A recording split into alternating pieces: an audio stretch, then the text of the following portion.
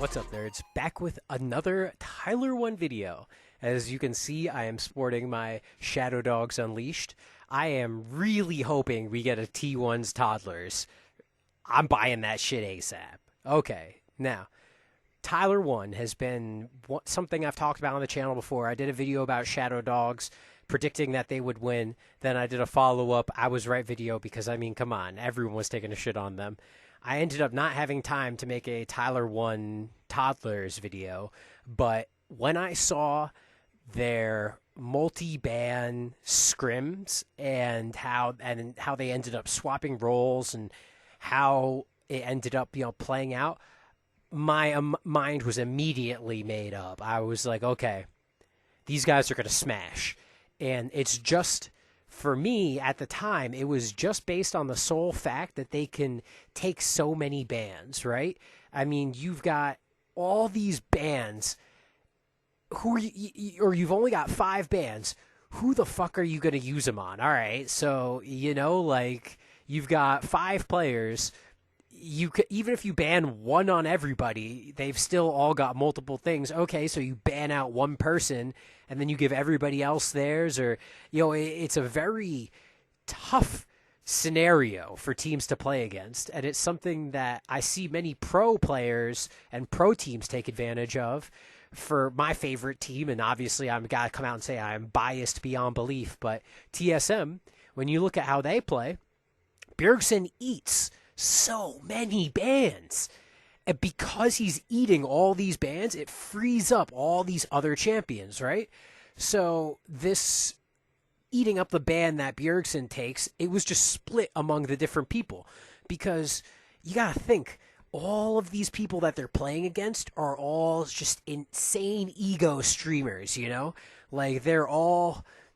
Tyler's an ego streamer as well, don't get me wrong, but I don't think you can compare Tyler1 to TF Blade and Tyler1 to Mo and Tyler1 to... I'm trying to think of another good example of people that were... Oh, Nightblue 3. You just can't compare these people. They have similar qualities for sure, but they are totally different players, right? So now you've got this multiple ban sucking up thing, right? And now you look at, okay, so what are they going to pick now? Now you've got all these bans and you get through all the bans. What are you going to pick and how is that going to play out, right? Because you've got all these different role swaps and whatnot. And I think the reason why they succeeded so well, don't get me wrong, Tyler, Duo King, Tarzan, great players. But I really think APA, Always Play Anything, and General Sniper were really what kept it together. General Sniper, obviously, to a larger extent because he has the top lane pop-offs, right? But APA, I'm just going to call him APA now. APA held mid every game. Maybe he lost a little bit, right? But he was never stomped mid lane. He was playing Ziggs. He could always wave clear. He had the tower destruction with it. His Aurelian Soul was great. Couple little misplays here and there, but I mean, it's not like these guys are pro players. Like, even Tyler1 ran and inted it down a few times. I mean, let's be real, there were going to be mistakes, right? But the fact that they could win and not throw and make fewer of those mistakes is, I think, incredibly telling to me. So, really, I got to give credit to APA because not having... So he had Soligo the first time, who was one of the best mids in the tournament, let's be honest. So now you're coming into this tournament, you don't have one of the best mids, but you've got someone who can hold his own, makes good macro decisions, follows along, is communicate, not like ego or anything. Like, you've got a very low-key strong player, and I think someone that just fit right in with Tyler's team. And the same thing with General Sniper. Again, yes, he carried a little bit harder than APA, yes. But when you look at really the core dynamics of the team, right? Tarzan, T1, and Duo King were really the big main parts of the team. And Sniper, he, just like APA, did that fill-in slot, but then not only was he a fill-in, he also just took it and just ran with it. And I mean, we'll see what the future holds for this kid, but I mean, he's obviously going to be an LCS eventually. I mean, he's got 4 more years until he's available to play in LCS. 4 years of being coached by a former pro player, brother. He can be picked up on academy, maybe. I'm not sure what the academy age rules are, but I mean, he's got a lot of time to mature as a player, and it's as long as he, stays in school and plays it right, I think he's really got an incredible future. So that's really it. I think that the combination of these 3 insane ego players who, yes, are ego players and have problems, right? But are undoubtedly incredibly talented, right? And then you've got these other players which are also talented, maybe not incredibly talented, but strong players that people just don't think of or something. Who knows? And then noteworthy shout out to Duo is something. Do is something. The guy who they subbed in for the last 2 games of Grand Finals kind of fed a little bit his first game.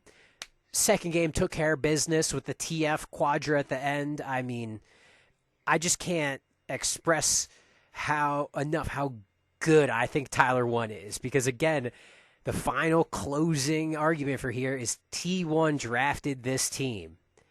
It wasn't like other people were going to rush to steal his picks. I think during the draft, APA was going to be picked up by Nightblue or Mo. Don't quote me on that. So APA was going to be picked, but nobody else was a stolen pick. Everybody else was either people like Tarzan people didn't want, or people thought were too ego-y and toxic, like Duo King, or Tyler1. He's the captain, obviously, but let's be real. Would people have picked Tyler1 if he wasn't the captain?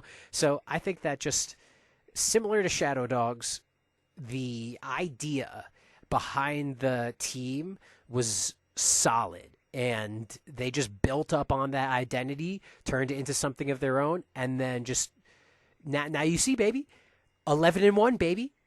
It might not be 10-0, but 11-1. I mean, hey, we fucking in here, baby. A squad. So that's it. Thanks for watching. I know I'm a Tyler1 fanboy, but I mean, come on. Showed up with Shadow Dogs. Showed up with T1 Tyler, or T1's Toddlers. Showed up Challenger Jungle. Season 5, or Season 8, Rank 5. Going to be top Challenger. Maybe not this season, but next season. I mean, you can judge me all you want, but I really do think Tyler is one of the best League players we have seen out of North America, and he will never go pro, right? But I think he's like the Dopa of NA.